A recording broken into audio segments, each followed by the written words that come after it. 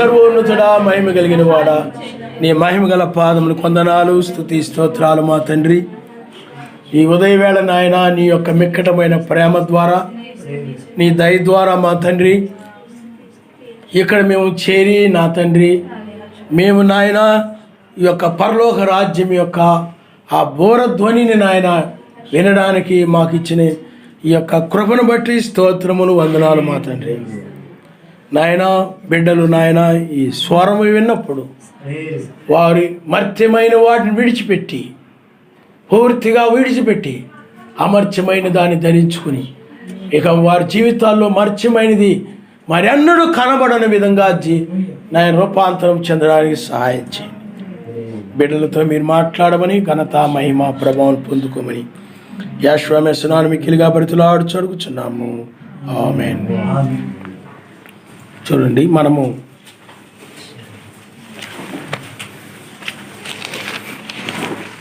ఈ యొక్క ఉదయవేళ సర్వశక్తిమంతుని కుమారుల ప్రత్యక్షత అనే వర్తమానమును మనము నేర్చుకోబోతున్నాం. సర్వశక్తిమంతుని యొక్క కుమారుల ప్రత్యక్షత. పిల్లారా, మనము 1 కొరింథీయులకు రాసిన పత్రిక 3వ అధ్యాయము 10వ వచనం నుండి మనం చదువుకుందాం. సర్వశక్తిమంతుడు నాకు అనుగ్రహించిన కృప చొప్పున నేను నేర్పరి అయిన శిల్పకారుని వలె పునాది వేసి తిని మరి ఒకడు దాని మీద కట్టుచున్నాడు. ప్రతివాడు దాని మీద ఎలాగూ కట్టుచున్నాడో జాగ్రత్తగా చూసుకుని వాళ్ళు వేయబడినది తప్ప మరి ఒక పునాది ఎవడును వేయినారడు. ఈ పునాది యాషువా మెస్సియే. ఎవడైనను ఈ పునాది మీద బంగారము, వెండి, వెలగల రాళ్ళు, కర్ర, గడ్డి, కొయ్యకాలు మొదలైన వాటితో కట్టిన ఎడల వాని పని కనబడును. ఆ దినము దాన్ని తేటపరచును. అది అగ్ని చేత బయలుపరచబడును. మరియు వాని పని ఎట్టిదో దానిని అగ్నియే పరీక్షించును. పునాది మీద కట్టబడు ఆ పునాది మీద ఒకడు కట్టిన పని నిలిచిన ఎడల వాడు జీతం పుచ్చుకొనును. ఒకని పని కాల్చివేయబడిన ఎడల వానికి నష్టము కలుగును. అతడు తన మట్టుకు తాను లేకపోతే తన మట్టుకు రక్షింపబడును గాని అగ్నిలో నుండి తప్పించుకున్నట్టు రక్షించబడును. చాలా మనస్తా. హల్లెలూయా. అలాగే రోమీయులకు రాసిన పత్రిక 8వ అధ్యాయము 18వ వచనం నుండి మనం ఒకసారి చదువుకుందాం.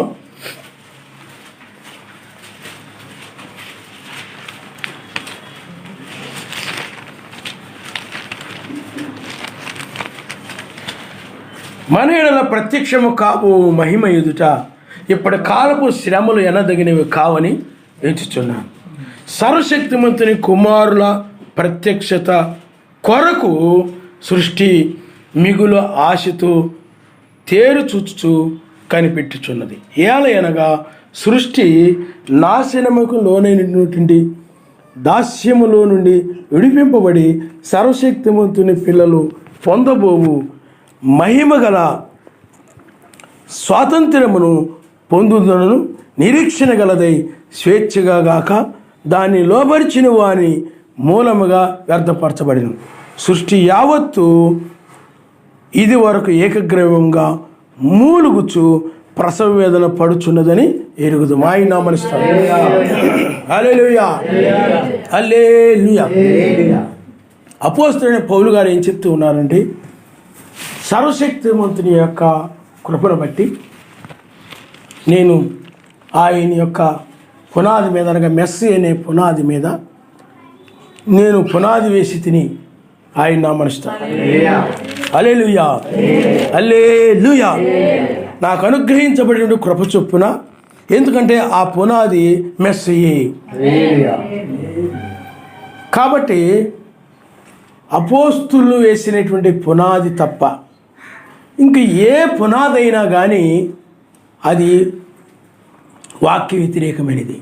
అది రాళ్ళుతో కట్టొచ్చు, బంగారము కానీ మిగులు వెలగలిగినటువంటి ఆ లోకరీతిగా సంబంధమైనదే తప్ప అది వాక్య సంబంధమైనది కాదు.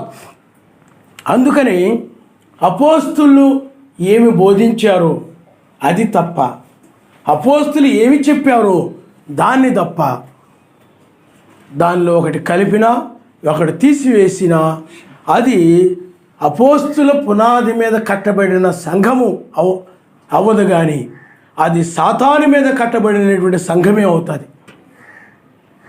కాబట్టి సర్వశక్తిమంతుని యొక్క సంఘము అనేది, సమాజము అని అంటే అది వాక్యం మీద కట్టబడినటువంటిది, ఆ పునాది మీద కట్టబడి బండ మీద కట్టబడినటువంటిది.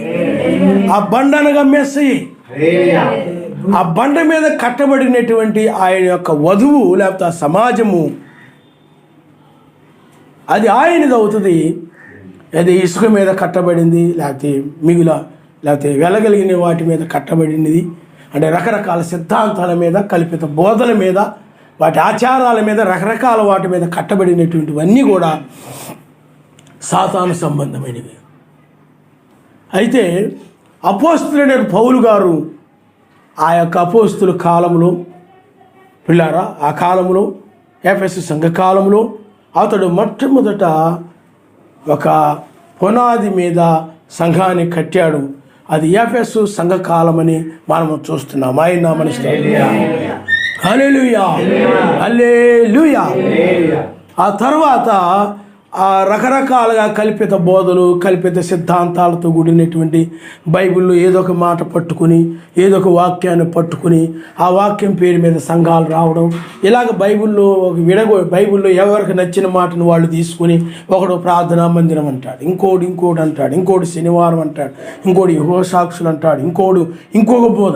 ఇలాగ రకరకాల బోధలతో, రకరకాల సిద్ధాంతాలతో అనేక పునాదులు కనబడతా ఉన్నాయి. ఏది సత్యమైందో తెలియట్లేదు. అందుకనే పౌలు గారు అంటారు, అది అపోస్తుల బోధ లేకపోతే మెస్సీ యొక్క పునాది మీద కట్టబడిందా, లేకపోతే ఆ బండ మీద కట్టబడిందా, అనగా మెస్సీ పునాది మీద కట్టబడింది ఇల్లులా ఉందా, లేకపోతే సొంత పునాదుల మీద సొంత వాళ్ళకి ఇష్టం వచ్చిన పునాదులు వాళ్ళు వేసుకొని ఆ విధంగా ఉన్నదా అనేటువంటిది ఆ దినము దాన్ని తేటపరుస్తుందని చెప్పాడు. ఆయన హల్లెలూయా. ఆ దినమేమిటి అని అంటే రెండవ రాకడ దినమే.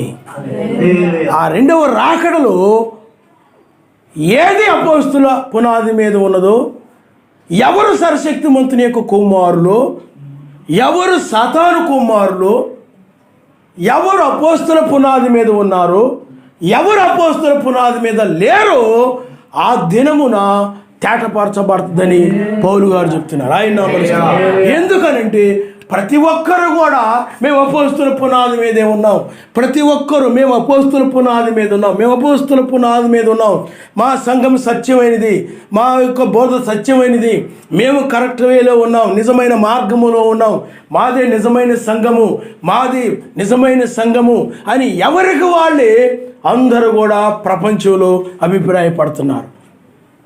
అప్పుడు పౌలు గారు ఉన్నప్పుడే అబద్ధపు పునాదుల మీద అబద్ధపు సంఘాలు కట్టబడడం అనేది ఆనాడే ఆరంభమైంది, ఆనాడే ఉంది. అందుకనే పౌలు గారు ఆ దినము దానిని తేటపరచునని చెప్పాడు. కాబట్టి ప్రపంచంలో ఈనాడు చూసినట్లయితే అనేక సంఘాలు ఉన్నాయి.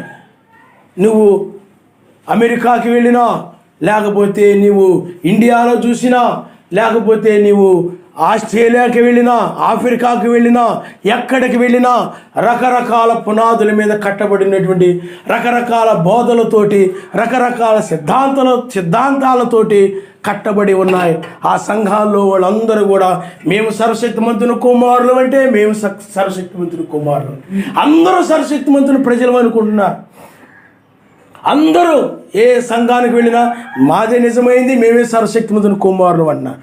అందుకని పౌలు గారు ఏమన్నారంటే సర్వశక్తిమంతుని కుమారులు ఎవరు ఆ దినము తేటపరచబడుతుంది, ఆ దినము తేటపరుస్తుంది.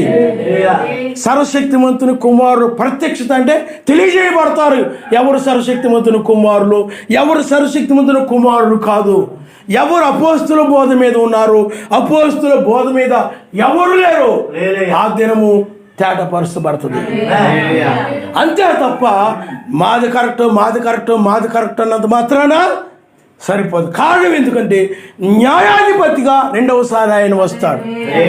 ఆ న్యాయాధిపతి ఆయన ఏం చేస్తాడనంటే ఎవరు వాక్య ప్రకారంగా ఉన్నారో, ఎవరు అపోస్తుల బోధ మీద ఉన్నారో, ఎవరు అపోస్తుల బోధ మీద లేరు, ఆ న్యాయాధిపతి తేటపరుస్తాడు. అందుకనే న్యాయాధిపతి వచ్చే ఆ రెండవ రాకడ దినమే అది మనిషి కుమారుని దినము, అది న్యాయాధిపతి యొక్క దినము. న్యాయాధిపతి తీర్పు తీరుస్తాడు, న్యాయాధిపతి న్యాయం చెప్తాడు. ఆయనే ఏది వాక్య ప్రకారమైందో ఏది వాక్య ప్రకారమైంది కాదు ఆయన మనిస్తాడు. హల్లెలూయా హల్లెలూయా. ఆనాడు జాన్సన్ గారు కానీ బ్రెన్హాం గారు కానీ అపోస్తుల పునాది మీద వారు యొక్క అపోస్తుల యొక్క పునాది ఏ విధంగా వేశారో వీళ్ళు కూడా అదే విధంగా అపోస్తుల బోధ ప్రకారము అపోస్తులు ఏమి బోధించారో దాన్ని బోధిస్తూ వాళ్ళు ఆ మెస్సు యొక్క పునాది మీద కట్టబడినటువంటి సమాజముగా ఉన్నారు. అది ప్రత్యక్షత. రాయనగా ఏమిటి చెప్పండి? ప్రత్యక్షత. రాయనగా బయలుపాటు. ఆ విధంగా కలిగి అప్పుడు వాళ్ళు సువార్త ప్రకటించారు. సంఘ శాఖలకు అనగా మత్స్యాగ సంఘాలకి సువార్త ప్రకటించారు. అప్పుడు ఆ సంఘాలన్నీ కూడా ఆ జాన్సన్ గారు బోధించే బోధన కానీ బ్రెన్హాం గారు బోధించే బోధన కానీ అది కరెక్ట్ కాదు, నా తీర్థమే కరెక్టు, తీర్థంలో బాప్తిజమే కరెక్టు, మాది కరెక్టు మాది కరెక్టు మాది కరెక్టు అన్నారే తప్ప అపోస్తులు బోధ క్రిందకి వాళ్ళు రాకుండా వాళ్ళు అసత్యములోని కొనసాగారు. ఎందుకనంటే వారు వేసుకున్నటువంటి పునాదులు అవి ఖచ్చితమైనవి సత్యమైనవని వాడు భ్రమపడుతూ ఉన్నారు. కానీ అవి సత్యము కాదని చెప్పి సర్వశక్తిమంతుడు ఆ ఏలియా ఆత్మను పంపించి లౌదీయ సంఘ కాలములో ఇది ఏది సత్యమైనదో ఏది సత్యమైనది కాదో, ఏది అపోస్తుల పునాదో లేకపోతే అపోస్తులు వేసిన పునాదో, ఏది అపోస్తులు వేసిన పునాది కాదో వాళ్ళు ప్రకటించారు. ప్రకటించినప్పటికీ కూడా వారు ఆ యొక్క దుర్బోధనలు విడిచిపెట్టి తప్పుడు సిద్ధాంతాలను విడిచిపెట్టేసి అపోస్తుల బోధ కిందకు వాళ్ళు రాలేదు. కానీ వాళ్ళు తిరుగుబాటు చేసిన వారుగా, సర్వశక్తిమంతుని వ్యతిరేకించిన వారుగా, వాక్యమును నిరాకరించిన వారుగా ఆ విధమైన గుంపుగా మిగిలిపోయారు. అందువల్ల సర్వశక్తిమంతుడు ఆయన లౌదీయ సంఘ కాలంలో ఆయన తన యొక్క వాక్యమును ఆ అపోస్తుల పునాది ఏమిటో మెస్సు యొక్క పునాది ఏమిటో వాళ్ళు ప్రకటించారు. ప్రకటించినప్పుడు ఆనాడు కూడా బ్రెన్హాం గారు కానీ జాన్సన్ గారు అనుకొని ఉండొచ్చు ఆయన వచ్చినప్పుడు, ఎందుకంటే సంఘ శాఖలన్నీ అని ఉండొచ్చు, జాన్సన్ గారు మీరు బోధించేది తప్పు, బ్రెన్హాం గారు మీరు బోధించేది తప్పు. అందుకని బ్రెన్హాం గారి గురించి వెబ్సైట్లో చాలా వ్యతిరేకంగా ఉంటాయి, విపరీతమైన వ్యతిరేకంగా ఉంటాయి. ఆయన అబద్ధ ప్రవక్తని, సరస్వతి దేవుని కుమారుడని చెప్పుకున్నాడని, అలాగని ఇలాగని రకరకాలుగా ఉంటాయి ఆయన వ్యతిరేకంగా. అలాగ అనేక మంది ఇప్పటికీ కూడా వ్యతిరేకిస్తూ ఉండవచ్చు. జాన్సన్ గారిని వ్యతిరేకించిన వారు నాడు సంఘ శాఖల వాడు. అప్పుడు వీళ్ళు అనుకొని ఉండొచ్చు ఆయన రాకడ సమయములో ఎవరిది అపోస్తుల బోధో ఎవరిది అపోస్తుల బోధ కాదు, ఎవరు సర్వశక్తిమంతుని కుమారులు ఎవరు సర్వశక్తిమంతుని కుమారులు కారు తేటపరచబడుతుంది అని వాడు కూడా అపోస్తులైన పౌలు వలె అభిప్రాయపడి ఉండొచ్చు. ఆయన నామనిస్తారు. హల్లెలూయా హల్లెలూయా. ఎందుకనంటే ఆ ఒక దినం ఉన్నది, ఏది నిజమైనదో ఏది నిజమైనది కాదు, ఏది అపోస్తుల బోధ మీద ఉన్నదో ఏది అపోస్తుల బోధ మీద లేదు, ఆయన రాకడ దినం అనేటువంటిది అది తేటపరుస్తుంది. ఆ సమయంలో తేటపరచబడుతుంది తప్ప ముందుగా అది తేటపరచబడేది కాదు. అందువల్ల ఆ విధంగా వాడు ఎవరు ఏర్పరచబడిన వారో ఎవరు ఏర్పరచబడిన వారు కారు, ఎవరు సర్వశక్తిమంతుని సంతానమో లేకపోతే కుమారులో ఎవరు సర్వశక్తిమంతుని కుమారులు కారు, ఎవరు ఆయన వధువో ఎవరు ఆయన వధువు కారు తేటపరచబడేటువంటి సమయము దినం ఒకటి ఉన్నది. ఆ దినమే దాన్ని తేటపరుస్తుందని చెప్పాడు. ఆయన నామమున స్తోత్రం. హల్లెలూయా, హల్లెలూయా. ఓ ప్రియులారా, సర్వశక్తిమంతుడు ఆయన ఆ దినములు అనగా తీర్పు దినములు ఆయన తేటపరుస్తాడని బైబిల్ చెప్తుంది. ఆయన నామమున స్తోత్రం. హల్లెలూయా, హల్లెలూయా. ఎందుకనంటే ఆయన అన్ని సంఘాలు నమ్ముకున్నారు కదా, అందరూ నా గురించే బోధిస్తున్నారు కదా, వేరే వాళ్ళ గురించి బోధించడం లేదు కదా, నా గురించే బోధిస్తున్నారు కదా, అన్ని సంఘాలు ఖచ్చితమైన అన్నాడు ఆయన. ఏది అపోస్తుల బోధ మీద నిలబడిందో చూస్తాడు ఆయన, ఏది కల్పితమైన బోధలతో నిలబడిందో ఆయన చూస్తాడు ఆయన. ఆయన తెలుసు సమస్తము ఆయన ఎరిగినవాడు, ఆయన ఆది అంతము లేనివాడు, ఆయన తల్లిదండ్రులు లేనివాడు, ఆయన వంశావళి లేనివాడు, ఆయన జీవమునకు ఆది అయిన అంతమైనను లేనివాడయ్యుండి ఆయన సర్వాధికారి అయ్యుండి సర్వశక్తిమంతుని కుమారుని పోలికలు కనపడతా ఉన్నాడు. కాబట్టి ఆయనే రెండవసారి వచ్చినప్పుడు ఏది ఆయన వధువు, ఏది ఆయన వధువు కాదు, ఏది బుద్ధి కలిగిన కన్యకలో, ఏది బుద్ధి లేని కన్యకలో సమస్తమును తేటపరిచేవాడు ఆయనే. కళ్ళములో గోధుమలు ఉంటాయి, పొట్టు ఉంటుంది.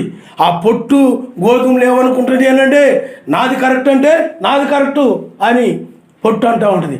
గోధుమలు అంటాయి, లేదు ఇది అపోస్తుల బోధ, గోధుమలు మేము స్వచ్ఛమైన వారిమి, మేము గోధుమలమి, మాది కరెక్టు, ఇది సత్యము, అపోస్తులు వేసినట్టు పునాది మీద మేము కట్టబడ్డాము, కావాలంటే చూడు అని గోధుమలు అంటా ఉన్నాయి. పొట్టు కూడా అది అంటున్నాయి. పొట్టు అంటే ఈ యొక్క మత్స్య సంఘాలకి సాదృశ్యము, నిజమైన వధువు గోధుమలకు సాదృశ్యము. కాబట్టి పొట్టు కూడా ఏమంటున్నాయి అంటే మాది కరెక్టు, మాది కరెక్ట్, లేదు నువ్వు పొట్టువి అని గోధుమలు అంటున్నాయి. నువ్వు పొట్టు, నీలో జీవం లేదు, మాలో జీవం ఉంది, కావాలంటే మమ్మల్ని నాటితే మేము మొలకెత్తుతాం, కానీ నువ్వు మొలకెత్తువు, నీలో జీవము లేదు అని అంటే పొట్టు లేదు, నాలో జీవం ఉంది, నేను నిజమైన వధువుని, నేను నిజమైన సంఘాన్ని, రోమన్ క్యాథలిక్ సంఘం, బాప్టిస్ట్ సంఘం, లూథరన్ సంఘం, పెంతుకోస్తి రకరకాల సంఘాలని కూడా మాది కరెక్ట్ అంటే మాది కరెక్ట్. ఇప్పుడు ఎలా అంటున్నాయో ఆ పొట్టు కూడా అలాగే అభిప్రాయపడి. కానీ ఒక దినం వచ్చిందో లేకపోతే ఒక సమయం వచ్చింది, ఏది పొట్టు ఏది గోధుమలు ప్రత్యక్షపరచబడే సమయం వచ్చింది. ఏది నిజమైనటువంటి గోధుమలో ఏది పొట్టు తేటపరచబడే సమయం వచ్చింది. ఆ సమయం వచ్చినప్పుడు సర్వశక్తిమంతుడు ఆయన తన చేట తీసుకొని చెరగడం ఆరంభించాడు. ఆ చెరిగినప్పుడు చేటలు పిల్లలారా అలాగే గోధుమలు నిలిచాయి, పొట్టు కింద పడిపోయింది. ఆ దినము తేటపరిచింది ఏది గోధుమలు ఏది పొట్టు. అందుకని చేట ద్వారా తేటపరచబడింది, వాక్యము ద్వారా ఆయన రాకడ ద్వారా తేటపరచబడుతుంది ఏది నిజమైందో ఏది నిజమైంది కాదు. అందుకని ఆ చేట ద్వారా చెరిగినప్పుడు నిజమైనవేవో పొట్టేదు, సర్వశక్తిమంతులు కుమారులు ఎవరు, పొట్టెవరు తేటపరచబడింది, తెలియజేయబడింది. అప్పుడు ఆ గోధుమలు కొట్టులో పోయబడ్డాయి. రెండవ రాకడలో ఆ విధంగా జరుగుతుందని బైబిల్ చెప్తుంది. ఆయన హల్లెలూయా, హల్లెలూయా. ఓ ఏర్పరచబడిన వారెవరో, ఎవరు ఏర్పరచబడిన వారు కాదు. ఎవరిని ఆయన ఏర్పరచుకున్నాడో ఎవరిని ఏర్పరచుకోనలేదు, తేటపరచబడింది. రెండవ రాకడలో తేటపరచబడుతుందని బైబిల్ చెప్తా ఉంది. గోధుమలు పొట్టు. అలాగే పిల్లారా, మనము ఈ యొక్క పాత నిబంధన కాలంలో మనం చూస్తుంటాం. అక్కడ పాత నిబంధన కాలంలో ఇజ్రాయిల్లో ఆ కుటుంబాల్లో ప్రధానులైనటువంటి వారి యొక్క 12 కర్రలను తీసుకుని వచ్చి ఆవరణంలో కాకుండా, పరిశుద్ధ స్థలంలో కాకుండా అతి పరిశుద్ధ స్థలంలో పెట్టారు.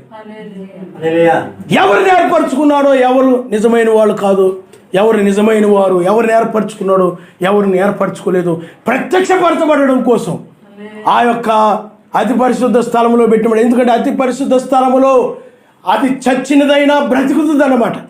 అక్కడ పునరుద్ధారం ఉంది, ఎత్తబాటు అనేది ఉంది, రేప్చర్ అనేటువంటిది ఉంది అన్నమాట. అందువలన ఆ యొక్క అతి పరిశుద్ధ స్థలములో ఈ 12 కర్రలను తీసుకుని వెళ్ళి ఆ అతి పరిశుద్ధ స్థలంలో పెట్టినప్పుడు ఆ అతి పరిశుద్ధ స్థలమును అక్కడ ఒక కర్ర చిగురించింది. దానికి చిగురులు వచ్చాయి, ఆకులు వచ్చాయి, పువ్వులు మొగ్గలు వచ్చాయి, పువ్వులు వచ్చాయి, కాయలు కూడా కాసాయి మరునాటికి. ఆ దినము లేకపోతే ఆ యొక్క సమయము లేకపోతే అతి పరిశుద్ధ స్థలములు అది తేటపరచబడింది. ఆయన మనిషి హల్లెలూయా. అక్కడ బాగా ఎండిపోయినటువంటి కర్ర, ఏమాత్రం జీవం లేనటువంటిది, దాన్ని ఆయన జీవము కలిగిన దానిగా చేశాడు. ఆయన మనిషి అక్కడ ఒక రూపాంతరము చెందింది. అదే మిగతావైనట్లయితే అవి తీసుకుని వెళ్ళి పరిశుద్ధ స్థలంలో పెట్టినప్పుడు ఎలా ఉన్నాయో తర్వాత కూడా అదే విధంగా ఉన్నాయి. ఏమి మార్పు లేవు, ఏమి అవి మొలకలేదు, లేకపోతే ఏ విధంగా కూడా ఆకులు రాలేదు, ఏ విధంగా కూడా పూలు పూయలేదు, ఏ విధంగా కూడా కాయలు కాయలేదు, కానీ అవి అలాగే ఉన్నాయి. కాబట్టి ఆయన ఎవరిని ఏర్పరచుకున్నాడో ఎవరిని ఏర్పరచుకోలేదు ఆ యొక్క అతి పరిశుద్ధ స్థలములో అది తేటపరచబడింది. ఆయన హల్లెలూయా హల్లెలూయా. అక్కడ ఆ యొక్క లేవీలకు సంబంధించినటువంటి ఆ కర్ర, అహరోను కర్ర అది చిగురించినప్పుడు ఏం జరిగింది చెప్పండి? అది చిగురించినప్పుడు అది నిజమైనదని తెలియచేయబడింది, అది ఏర్పరచబడిందని తెలియచేయబడింది. మిగతా వాటిని అవి ఏర్పరచబడలేదని అర్థమవుతుంది. ఆయన మనసు హల్లెలూయా. అందుకని ఆవరణం అనగా మొదటి రాకడ, అలాగే పరిశుద్ధ స్థలం అనగా 7 సంఘకాలములు, అతి పరిశుద్ధ స్థలం అనగా అతి పరిశుద్ధ స్థలములో తీర్పు. అందుకని చూడండి, ఆయన 7 సంఘకాలముల తర్వాత, అందుకని పరిశుద్ధ స్థలంలో ఎన్ని సంఘకాలములు చెప్పండి? 7 సంఘకాలాలు. ఆ తర్వాత అతి పరిశుద్ధ స్థలం. అందుకని ఆయన మొదటి రాకడ, ఆ తర్వాత 7 సంఘకాలము 7 దూతలను ఆయన పంపించి 1995లో 1993లో ఆయన న్యాయాధిపతిగా వస్తున్నట్టు ఆయన ప్రకటించారు. 1995లో ఆయన న్యాయాధిపతిగా మారాడు. ఆయన అంటే పరిశుద్ధ స్థలములో నుండి అతి పరిశుద్ధ స్థలములోనికి ఆయన వచ్చాడు, న్యాయాధిపతిగా వచ్చాడు. ఇప్పుడు అతి పరిశుద్ధ స్థలములో ఆ యొక్క కర్రలు ఎలాగా పెట్టబడి ఉన్నాయో అలాగే ఇక్కడ కూడా ఆయన యొక్క వధువు, అలాగే అబద్ధ బోధ సంఘాలు కూడా ఇక్కడ నిలబడి ఉన్నాయి. ఆయన అతి పరిశుద్ధ స్థలములో ఉన్నాడు. ఇప్పుడు ఆయన న్యాయాధిపతిగా ఆయన ఉన్నాడు. ఆ తీర్పు సింహాసనం మీద ఆయన ఉండి ఇప్పుడు ఆయన ఏం చేస్తున్నాడంటే ఎక్కిరమ్ము అని పిలుస్తూ ఉన్నాడు. ఆయన మనిషితో ఈ తెల్లవారుజామున వేకు నక్షత్రముగా ఆయన వచ్చాడు. ఇప్పుడు వేకు నక్షత్రముగా ఆయన వచ్చాడు. జాన్సన్ గారి తర్వాత అనంటే జాన్సన్ గారి యొక్క వర్తమానము అపోస్తుల బోధ మీద వేయబడిందని రుజువు చేయబడుతుంది. ఆయన మనిషి హల్లెలూయా హల్లెలూయా. అపోస్తుల బోధ మీద, అది అపోస్తుల పునాది మీద కట్టబడింది కాబట్టి జాన్సన్ గారి తర్వాత వేకు నక్షత్రం అని, ఆ వేకు నక్షత్రం అనగా రాకడని, అదే హెబ్రీ రాసిన పత్రికలో ఆయన తన కొరకు కనిపెట్టుకుని వారి రక్షణ నిమిత్తమై ఆయన వస్తాడని, ఆ తెల్లవారుజామున వస్తాడని లేఖనం తెలియజేస్తున్న ప్రకారము ఆయన కృపా సింహాసనం మీద, తీర్పు సింహాసనం మీదకి ఆయన మారిన తర్వాత వేకు చుక్కుగా ఇప్పుడు బయలుపరుచుకొని ఆయన తెల్లవారుజామున ఏం చేస్తున్నాడంటే ఎక్కిరమ్మ అని పిలుస్తూ ఉన్నాడు. ఎక్కిరమ్మని ఆయన పిలుస్తూ ఉన్నప్పుడు ఎవరైతే వేకు నక్షత్ర వర్తమానం విశ్వసించారో, నమ్మారో, వారు ఇది ఆయన యొక్క రాకడని అంగీకరించారో వారు సర్వశక్తిమంతుని కుమారులని ప్రత్యక్షపరచబడుతూ ఉన్నారు. ఎవరైతే వేకు నక్షత్ర వర్తమానాన్ని తిరస్కరించారో వారు సర్వశక్తిమంతుని కుమారులు కాదు అని ప్రత్యక్షపరచబడుతున్నారు. ఆయన హల్లెలూయా. అందుకని ఎక్కిరమ్మనే స్వరమును, ఆ బోరధ్వనిని ఆయన వధువు అంగీకరించింది.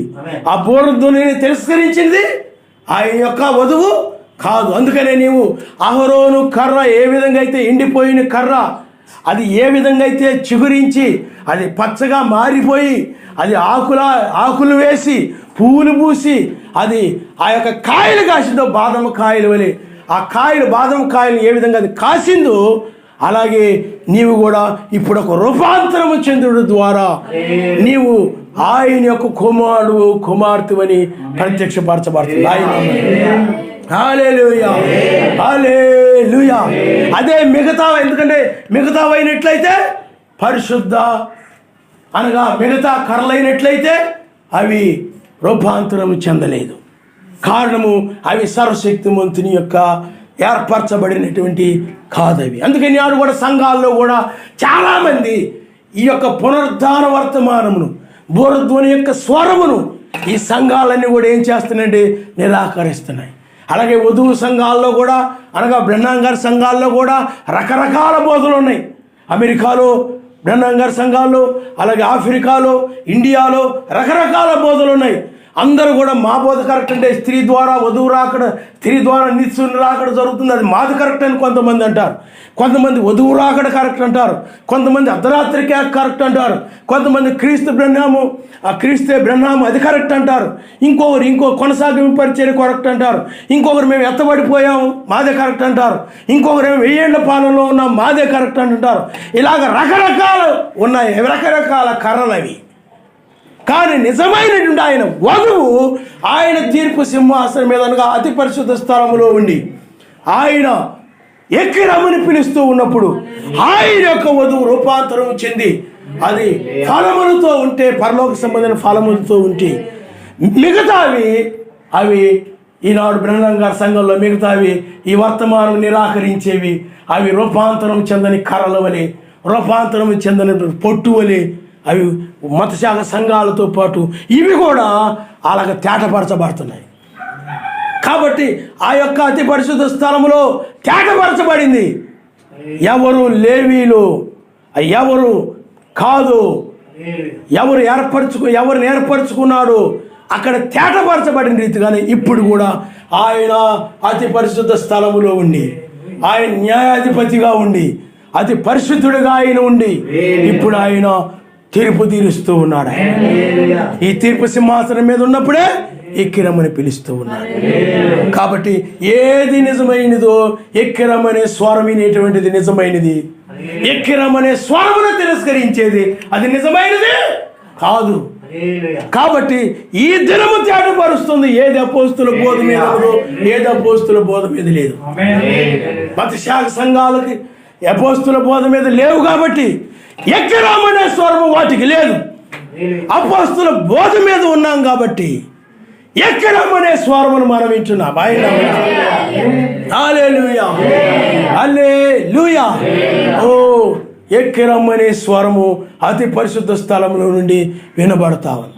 ఇప్పుడు మన శరీరములు రూపాంతరం చెంది. అందుకని రోమీయులకు రాసిన పత్రిక 18వ అధ్యాయంలో ఓ మన ఎడల ప్రత్యక్షము కాబో మహిమ ఎదుట ఇప్పుడు కాలపు శ్రమలు ఎన్నదగినవి కావు.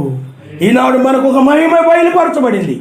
పరిశుద్ధ పర్వతం మీద ఆయన ఎలాంటి మహిమను ప్రదర్శించాడు, అది షెకినా మహిమ, అది ఎలోహిం యొక్క మహిమ. ఆ మహిమ ఇప్పుడు ప్రత్యక్షపరచబడింది కనుక ఇప్పుడు నీవు ఈ మహిమలో ఆయన పరిశుద్ధ పర్వతం మీద ఎలాగ రూపాంతరం చెందాడు. ఆ ఎండిపోయిన కర్ర పరిశుద్ధ పర్వతం మీద అనగా ఈ లోక సంబంధమైన శరీరం కలిగినటువంటి ఆ యొక్క కర్ర వలె ఉన్న ఆయన పరిశుద్ధ పర్వతం మీద ఆయన రూపాంతరము చెందాడు. అదే రూపాంతరాన్ని ఇచ్చుట కొరకై ఆయన తీర్పు సింహాసనం మీద ఉండి అతి పరిశుద్ధ స్థలములో ఉండి నేను ఎక్కిరమ్మును ఆయన పిలుస్తూ ఉన్నాడు. నీవు కూడా అహరోను కర్రవలే నీవు కూడా ఇప్పుడు నూతనమైన దాన్ని పొందుకొని, నూతన రాజ్యాన్ని పొందుకొని, నూతన శరీరమును పొందుకొని, పాతది పోయి, ఎండిపోయిన జీవితం పోయి, లోక సంబంధమైన జీవితం పోయి నూతనమైనటువంటి ఆ పరసంబంధమైనటువంటి శరీరమును, ఆ నూతనమైన రాజ్యమును నీవు పొందుకోవడం అనేటువంటిది అతి పరిశుద్ధ స్థలములో జరుగుతూ ఉంది. ఆయన నామమునిస్తాం. హల్లెలూయా, హల్లెలూయా. తేటపరుస్తుంది ఆ దినము ఈ దినమే. ఆయన పౌలు గారు ఏమి చెప్పారు? ఇదే యుగ బైబిల్ చెప్తుంది యుగాంతమందు ఉన్నటువంటి మనకు ప్రియులారా విమోచన దినమని, ఇదే ఆ మెస్సీ యొక్క దినమని, తీర్పు దినమని రకరకాల పేర్లతో పిలవబడతాం. ఆపద్ దినమని. కాబట్టి ఈ దినములో ఏది నిజమైనదో ఏది నిజమైనది కాదో బోరధ్వని వలన, ప్రధాన శబ్దం వలన తేటపరచబడతాం. ఎక్రమ్ అనే స్వరము.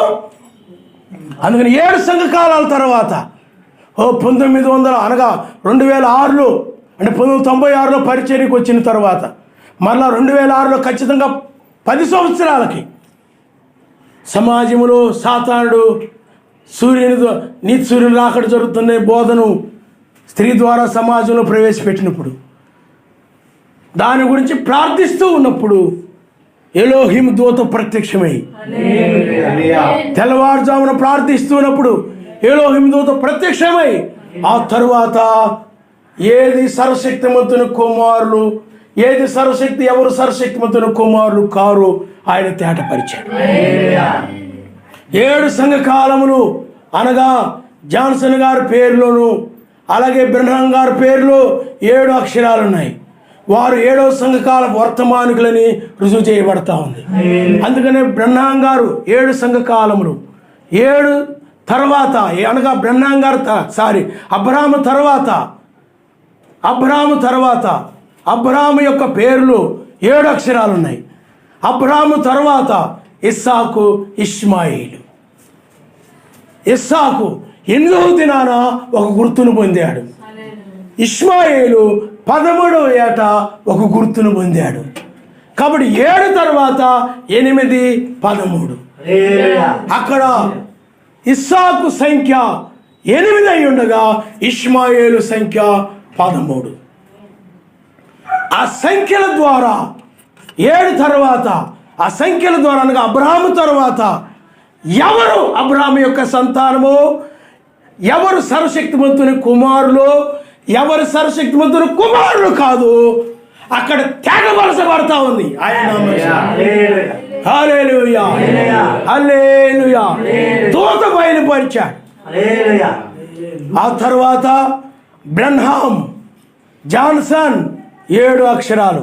వారు 7వ సంఘ కాలముకు సంబంధించిన వారు. 7 తర్వాత ఖచ్చితంగా మరలా 8 వేకు నక్షత్రము. అలాగే అమెరికా సంఖ్య 13. ఈ అమెరికా సంఖ్య 13, 8, 13, 7 తర్వాత మరలా ఖచ్చితంగా ఉండడం మనం చూస్తున్నాం. అబ్రాహాము సంతానం ఎవరు? ఆనాడు శరీర సంబంధమైన అబ్రాహాము సంతానం ఎవరు? 8, 13 తేటపరచబడ్డాయి.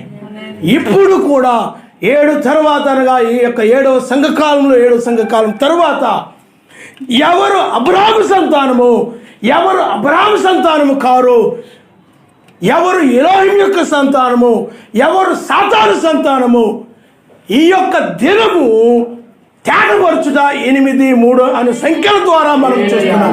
ఆయన నామమున హల్లెలూయా. 7 సంఖ్యలు, 7 సంఘకాలం, 7 నక్షత్రాల తర్వాత వేకు నక్షత్రముగా ఆయన ఉన్నాడు. ఆయన సంఖ్య 8. మరలా ఇక్కడ ప్రపంచంలో ఒక స్త్రీ 13 అనగా స్త్రీ.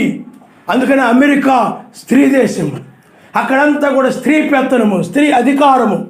అందువలన అమెరికా ఆ సంఖ్య 13.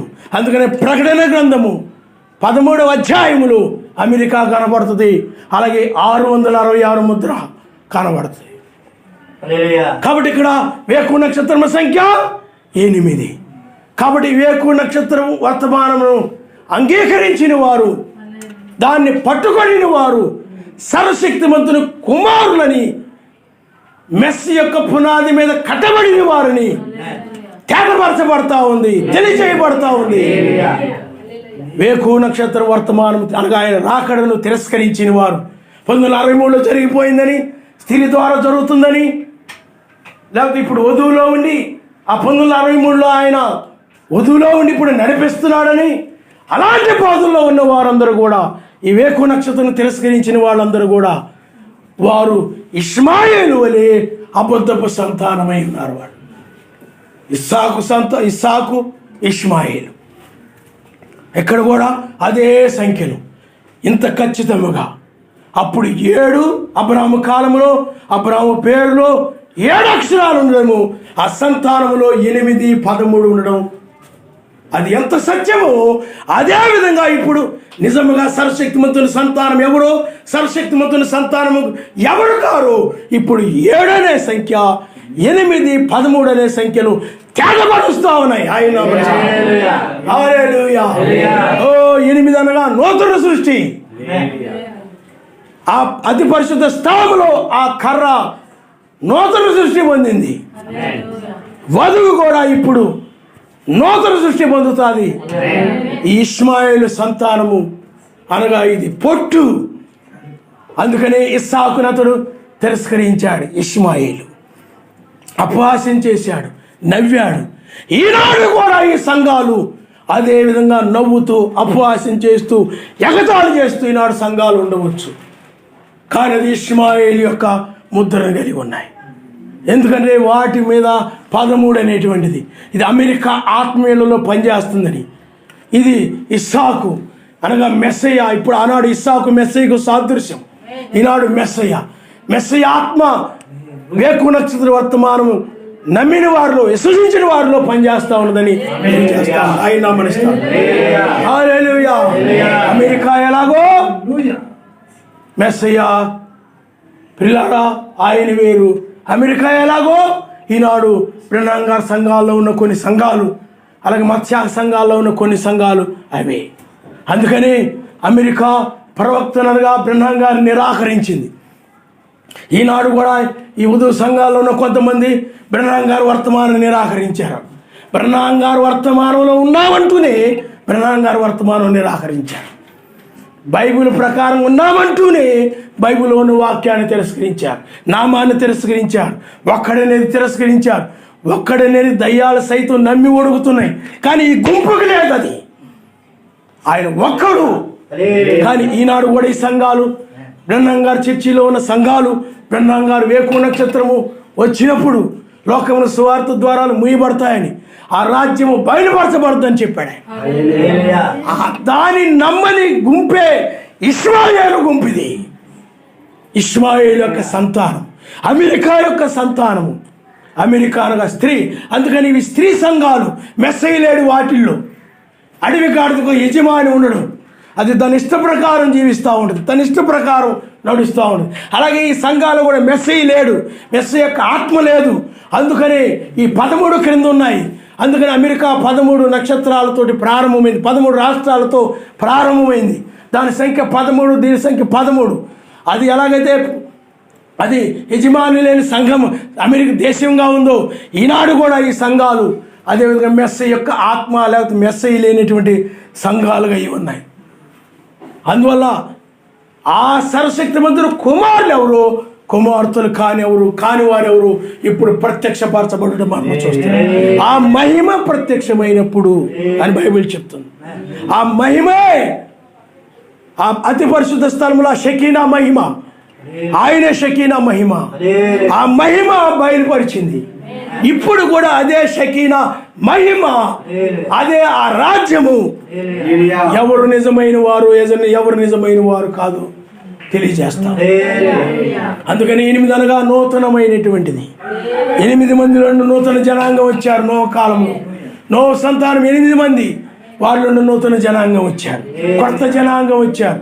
ఇప్పుడు 8లో నువ్వు కూడా కొత్త దాన్ని నువ్వు పొందుకున్నావు, నూతనమైన దాన్ని నువ్వు పొందుకుంటున్నావు. 8వ దినమున మనం ఉన్నాం. ఆయన మనిషి. హల్లెలూయా, హల్లెలూయా. ఓ తేటపరిచేటువంటి వాడు ఆయన ఈ చివరి కాలంలో. ఆయనే ఇప్పుడు ఎవరు ఆయన సంతానము, ఎవరు సంతానము కాదు. అందుకనే సృష్టి యావత్తు కూడా ఈ ప్రత్యక్షత కొరకే ఎదురు చూస్తా ఉంది. మీకు అర్థమవుతుందండి? ఆ ఎండిపోయిన దాని నుండి విమోచించబడినటువంటి ఆ కర్ర ఎలాగో ఇది కూడా ఎండిపోయేటు నశించేటువంటి శరీరము కాస్త రూపాంతరం చెందేటువంటి ఆ మహిమ, అంటే అది రూపాంతరం చెందేటువంటి మెస్సీ ఎలాగైతే పరిశుద్ధ పర్వతం మీద రూపాంతరం చెందాడు, మహిమ ఆ రూపాంతరం చెందేటువంటి దేహం నుండి విమోచించబడేటువంటి ఆ మహిమ కొరకై, ఆ సర్వశక్తిమంతుని కుమారుల ప్రత్యక్షత కొరకై సృష్టి యావత్తు ఎదురు చూస్తా ఉంది. ఇప్పుడు ఆ సృష్టి సర్వశక్తిమంతుని కుమారుడు 8వ దినములో వేకు నక్షత్ర వర్తమానమును లేకపోతే ఈ మహిమను బయలుపరచబడు ద్వారా, ఆ రాజ్యము బయలుపరచడం ద్వారా ఆ రాజ్యం రాబోతున్నదని, ఆ మహిమ రాబోతున్నదని, నేను కూడా విమోచించబడతానని ఇప్పుడు సర్వశక్తిమంతుని కుమారుడు ప్రత్యక్షపరచబడు ద్వారా అది మూలుగు నుండి సంతోషంగా మారిపోతారు. హల్లెలూయా. ఎప్పుడు వస్తారా? దేహం నుండి విమోచించబడే మహిమ ఎప్పుడు వస్తుందా? ఆ సర్వశక్తిమంతుని కుమారులు నిజమైన కుమారులు. ఎందుకంటే సృష్టికి కూడా తెలుసు పనికిమాలిన వాళ్ళు ఉన్నారు, నిజమైన వాళ్ళు ఉన్నారు. ఆ నిజమైన కుమారులు ఎవరో? అందరూ మేము సర్వశక్తిమంతుని కుమారులు, అందరూ సర్వశక్తిమంతుని కుమారులు, అందరూ బ్రహ్మం గారి వర్తమానంలో, ప్రవక్త వర్తమానంలో ఉన్నాం, ఏడుదోత వర్తమానంలో ఉన్నాం, అందరూ జాన్సన్ గారి వర్తమానంలో ఉన్నాం, లేకపోతే ఇలాగా మేము అపోస్తుల బోధ మీద ఉన్నాం, అపోస్తుల బోధ ప్రకారం ఉంటున్నాం, ఎవరి కూడా చెప్పుకుంటూ ఉన్నారు. కానీ సార్ ఆ మహిమ ప్రత్యక్షమైనప్పుడు, ఆ బోరధ్వని ప్రత్యక్షమైనప్పుడు, ఆ బోరధ్వని వలన వీళ్ళు మహిమను పొందుతారు, శరీరం రూపాంతరం చెందుతాయి, ఈ దేహం నుండి విమోచించబడతారు.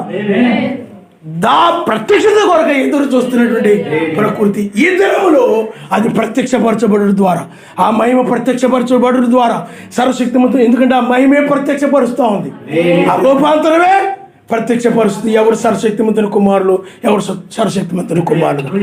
ఎవరు ఎత్తబడు ద్వారా నువ్వు సర్వశక్తిమంతుని కుమారులు రుజువు చేయబడతావు.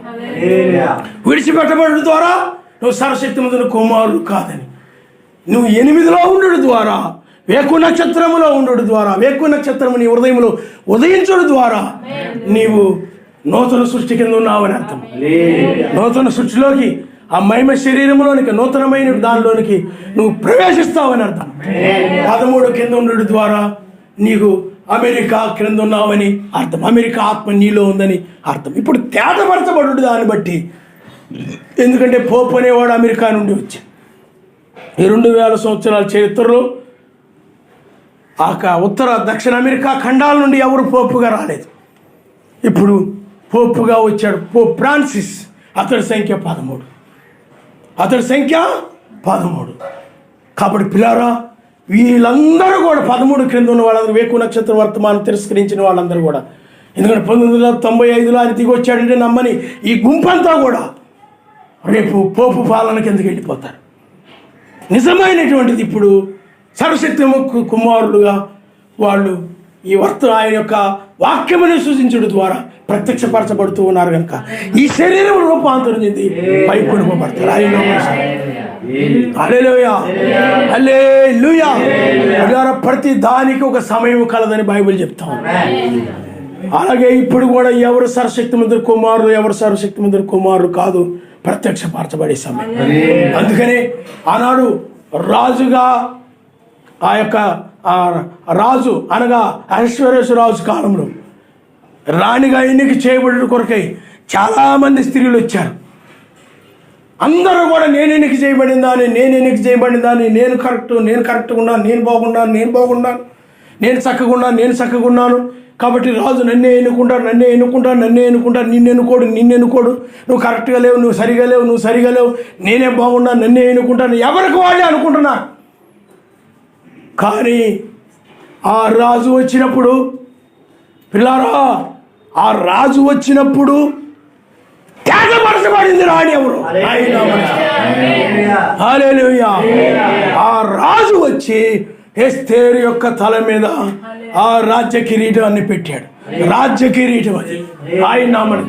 అందుకని వాడబారిన మహిమ కిరీటము పొందుతారని బైబిల్ చెప్తారు. ప్రధాన కాపరి ప్రత్యక్షమైనప్పుడు, ప్రధాన దూత ప్రత్యక్షమైనప్పుడు, ప్రధాన దూత అనగా ఆయనే కాబట్టి ఆయన ఇప్పుడు ప్రత్యక్షమైనప్పుడు ఆయన కిరీటంతో వచ్చాడు కనుక వాడబారిన మహిమ కిరీటంతో వచ్చాడు. ఈ కిరీటము ఎవరు ధరించుకుంటారు? ఎందుకంటే ఆ కిరీటం అనగా మహిమ శరీరము. ఇది ఎవరు పొందుకుంటారు ఈ మహిమని? వారే రాణిగా ఎన్నిక చేయబడినట్లే. దీన్ని తిరస్కరించిన వారంతా కూడా రాణి కాదు. వాళ్ళ మీద కిరీటం పెట్టబడలేదు. కిరీటం పెట్టబడడం ద్వారా రాణి ఎవరో ప్రత్యక్షపరచబడింది. ఆయన నామనిస్తారు. ఇప్పుడు కూడా నీవు వాడబారిన మహిమ కిరీటం పొందడం ద్వారా, ఎందుకంటే ఆయన తన మహిమతో వచ్చాడు, మహిమతో ప్రత్యక్షమవుతాడని బైబిల్ చెప్తాం. అందుకనే ఆయన 2000 సంవత్సరం నాడు ఎట్టి మహిమతో లేచాడో అదే మహిమతో వచ్చాడు. అందుకనే చూడండి, ఆయన 8వ దినములో లేచాడు, తెల్లవారుజామున లేచాడు. మూడవ దినములో లేచాడు. అదే మహిమను ఇప్పుడు బయలుపరిచాడు. అదే 8వ దినాన్ని, అదే తెల్లవారుజామున, అదే 3వ దినాన్ని ఇప్పుడు బయలుపరిచాడు. తన మహిమను అనగా రూపాంతరాన్ని ఆయన బయలుపరిచాడు. ఆ మరణమును ఎలా జయించాడు, ఆ మరణం నుండి ఎలా తిరిగి లెగిచాడు, ఇప్పుడు కూడా మనము లోకమును ఎలా జయించాలో, ఈ లోకం నుండి పైకి ఎలా ఎత్తబడాలో తన యొక్క మహిమను ఆయన ప్రత్యక్షమై ఇప్పుడు బయలుపరుస్తూ ఉన్నారు. ఇట్టి మహిమ ఎవరికైతే ప్రత్యక్షపరచబడతాయో, ఎవరైతే దీన్ని గ్రహిస్తారో, లోక జ్ఞానులకు వివేకులుగా ఆయన మరుగు చేసి పసిబాలులకు ఆయన బయలుపరుస్తున్నాడు. ఈ బయలుపరచబడిన వాక్యం ఎవరికి బయలుపరచబడుతుందో, ఎవరు పట్టుకుంటారు వారు ఇప్పుడు ఆ కిరీటాన్ని పొందుకున్నట్టు ద్వారా సర్వశక్తిమంతుని కుమారులని తేటపరచబడతారు. మిగతా వాళ్ళందరూ కూడా కుమారులు కారు. ఎస్తేరు మాత్రమే రాణి, మిగతావేవి కూడా రాణి కావని తేటపరచబడింది. అంతకుముందు అయినది నేను రాణి అవుతాను అనుకున్నారు అందరం. కానీ రాజు వచ్చినప్పుడు ఎవరు రాను ఆయన తేటపరిచాడు. ఇప్పుడు కూడా అంతే. వధువు ద్వారా అనగా స్త్రీ ద్వారా రెండవరా అక్కడ జరుగుతుందని బోధించేవాళ్ళు నన్ను ఆయన ఎన్నుకుంటాను అనుకున్నారు. అర్ధరాత్రి కేకోళ్ళు నన్ను ఎన్నుకుంటాడు అనుకున్నారు. కొనసాగింపు పరిచర్యలు నన్ను రాణిగా ఎన్నుకుంటాడు అనుకున్నారు. అందరిని తృణీకరించి వాక్యం అనే పునాది మీద ఉన్నటువంటి ఆయన వధువుని ఎన్నుకున్నాడు. కల్పిత పునాదుల మీద ఉన్నటువంటి వీటిని తిరస్కరించేశాడు ఆయన. కాబట్టి మహిమ కిరీటం పొందుడు ద్వారా అది తేటపరచబడతా ఉంది. ఆయన హల్లెలూయా. ఆయన అతి పరిశుద్ధ స్థలంలో ఇప్పుడు ఉన్నాడు. ఆయన 7 సంఘకాలంలో ఆయన లేడు. తీర్పు సింహాసనం మీద ఆయన ఇప్పుడు ఉండి తన మహిమను తన వధువుకి ఇచ్చి ఆయన పైకి తీసుకుని వెళ్ళి లోకమును ఆయన శిక్షించబోతూ ఉన్నాడు. ఇప్పుడు మహిమతోనూ కొనుకోబడతాం. ఆయన ఎట్టి మహిమ కలిగి ఉన్నాడో నీవు కూడా అట్టి మహిమతో ఆయన్ని ఎదుర్కొనబోతూ ఉన్నావు కనుక ఇప్పుడు ఈ దినము ఎవరు నిజమైన వారు కాదు, ఎవరు అబ్రహాము సంతానము, ఎవరో నిజమైన అబ్రహాము సంతానము కాదు. ఆనాడు తేటపరచబడిన రీతిగానే ఇప్పుడు కూడా తేటపరచబడతా ఉంది. కాబట్టి పిల్లారా ఆలోచన చేయండి. ఆయన యొక్క సంతానము ప్రత్యక్షమైనప్పుడు ఆ ప్రత్యక్షత కొరకు సృష్టి యావత్తు ఎదురు చూస్తూ ఉంది, మూలుగుతా ఉంది. ఇప్పుడు ఆయన కుమారులు ప్రత్యక్షమవుతున్నటువంటి కాలంలో మనం ఉన్నాం. ఆయన కుమారులు ఎవరు కాదో ప్రత్యక్షపరచబడతా ఉంది. అబ్రహాము యొక్క నిజమైన సంతానం ఎవరో, అబ్రహాము యొక్క నిజమైన సంతానం కాని వారు ఎవరు, నిజమైన బ్రహ్మాం గారి వర్తమానం క్రింద ఎవరు ఉన్నారో, బ్రహ్మాం గారి వర్తమానం క్రింద ఉన్నామని చెప్పి బ్రహ్మాం కింద వర్తమానం క్రింద ఎవరు లేరు, ఇప్పుడు తేటపరచబడతాం. అలాగే 7వ దూత వర్తమానం క్రింద ఎవరు ఉన్నారో, లేకపోతే జాన్సన్ గారి వర్తమానం క్రింద ఎవరు ఉన్నారో, లేకపోతే అపోస్తుల బోధే వారిది కాబట్టి అపోస్తుల బోధ క్రింద ఎవరు ఉన్నారో, అపోస్తుల బోధ క్రింద ఎవరు లేరు, ఇప్పుడు తేటపరచబడతా ఉంది. ఈ ఇదే తీర్పు ద్వారా తేటపరచబడతా ఉంది. న్యాయాధిపతి తేటపరుస్తూ ఉన్నాడు. కాబట్టి నిజమైన వధువు పైకి వెళ్ళిపోతుంది, నిజమైన వధువు కానిది విడిచిపెట్టబడుతుంది. అందుకని ఆయన ఎప్పుడు కూడా పై రూపాన్ని ఆయన చూడడు, హృదయాన్ని చూసి ఆయన తీసుకుని పోతాడు. దావీదు కాలంలో యెషయికి 8 మంది సంతానం ఉన్నారు. వారందరూ కూడా నేను రాజు అవుతానంటే నేను రాజు అవుతాను అనుకుంటున్నారు. కానీ అందరూ ఆ విధంగా అభిప్రాయపడుతున్నారు. నేను ఎయిట్ సరిపోతాను, నా బలం సరిపోద్ది, నేను రాజుగా నాకు సరైన హైట్ ఉంది, సరైన బలం ఉంది, నేను సరిపోతాను అని అనుకుంటున్నారు అందరూ కూడా. ఈనాడు కూడా సంఘాలు అనుకుంటున్న రీతిగానే. కానీ ఒక సమయంలో ఎవరు రాజు కాదు తేటపరచబడే సమయం వచ్చింది. ఆ సమయంలో సమూయేలు నూనెను తీసుకొని వెళ్ళాడు. వాళ్ళు ఒక్కొక్కరు వచ్చారు. వీళ్ళెవరు కూడా సర్వశక్తి మంత్రికి నచ్చలేదు, అందరిని తిరస్కరించాడు. చివరిలో ఇంకెవరైనా ఉన్నారు అనంటే అది గొర్రెల దగ్గర ఉన్నాడు, కడసరివాడు, చివరివాడు. ఆయన మెస్సీకు సాదృశ్యముగా ఉన్నాడు. ఆ చివరివాడు ఆయన వధువుకు సాదృశ్యముగా ఉన్నాడు. ఆ విధంగా దావీదు వచ్చాడు. ఆయన నామరిస్తాం. హల్లెలూయా, హల్లెలూయా. అది 8 అనగా 8వ దినానికి సాదృశ్యంగా ఉంది. 8వ దినమునకు అది సాదృశ్యముగా ఉన్నది. అందువల్ల 8వ దినంలో 8లో ఇప్పుడు కూడా మనం 8లో మనం ఉన్నాం. 8లో దావీదు రాజుగా ఎన్నిక చేయబడ్డాడు, ఏర్పరచబడ్డాడు. ఇప్పుడు నీవు కూడా రాజు ఎవరో ఆనాడు తేటపరచబడిన రీతిగానే ఇప్పుడు కూడా రాణి ఎవరో రాణి కాని వారు ఎవరో తేటపరచబడుతున్నారు. ఇది ఆయన తేటపరిచే సమయం, ఇది తీర్పు సమయం, ఇది ఇంకా లోకమునకు సువార్త ప్రకటించే సమయం ఇది కాదు. లోకమునకు సువార్త అంటే ఏమిటంటే ఆయన మొదట రాకడను గురించి ప్రకటించే సమయము ఇది కాదు, కానీ ఇది 2వ రాకడ గురించిన సమయం. ఇది ఆనాడు మొదటి రాకడలు అయినట్లయితే ఇదిగో నీ కోసం ఆయన 2000 సంవత్సరం నాడు వచ్చాడు. ఆయన నీ కోసం పాపములు కలవరిశిలో రక్తం చిందించాడు నీ పాపాల కోసం. అవన్నీ బోధించాడు. దాన్ని బట్టి నువ్వు ఆయన దగ్గరకు వచ్చావు. ఆయన 2000 సంవత్సరం నాడు వచ్చాడని నీకు తెలుసు. ఇంకా నీకు ప్రత్యేకంగా దాని గురించి చెప్పక్కర్లేదు. ఆయన నమ్మమని ప్రత్యేకంగా నీకు చెప్పాల్సిన బోధించాల్సిన అవసరం లేదు. ఇప్పుడు నీకు ఏమి కావాలని అంటే మహిమ కావాలి. కాబట్టి మహిమే తేటపరుస్తూ ఉంది. షకీనా మహిమే ఆ పరిశుద్ధ అతి పరిశుద్ధ స్థలములు ఆ కర్రలు 12 కర్రలు పెట్టినప్పుడు ఏది ఏర్పరచబడిందో ఏది ఏర్పరచబడినది కాదు, ఆ షకీనా మహిమ తేటపరచబడింది.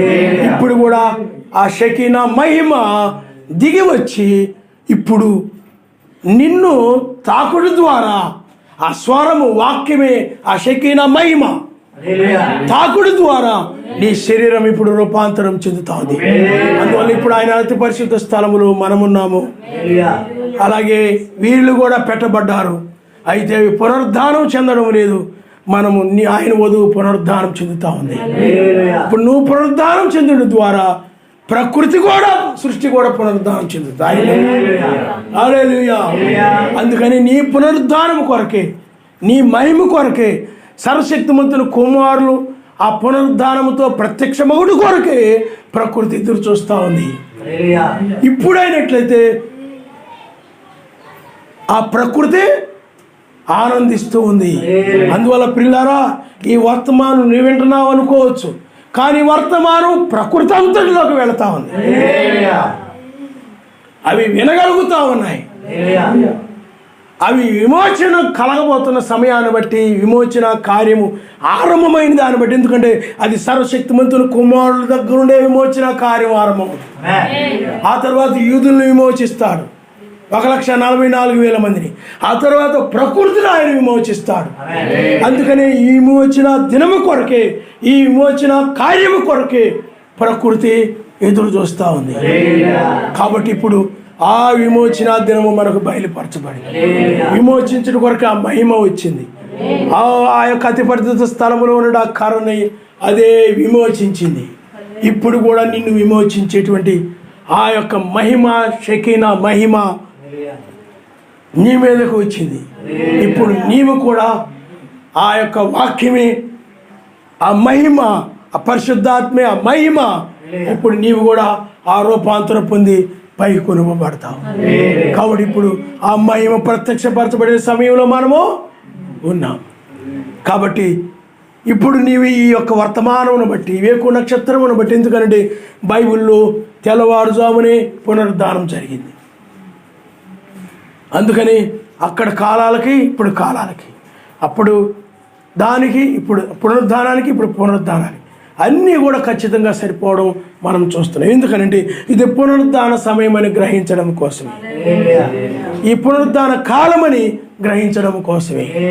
కాబట్టి పిల్లారా, ఆ దినము తేటపరచుడని పౌలు గారు, అపోస్తుడని పౌలు గారు, అలాగే రోమీయులతో కూడా సర్వశక్తిమంతుని కుమారు ప్రత్యక్ష కొరకు, అనగా తేటపరచబడు కొరకై సృష్టి యావత్తు మూలుగుచ్చు ఉన్నదని చెప్పాడు. కాబట్టి ఇప్పుడు ఆయన విమోచకుడుగా ఉన్నాడు. ఆయన దేహమును విమోచించేవాడుగా ఆయన ఉన్నాడు.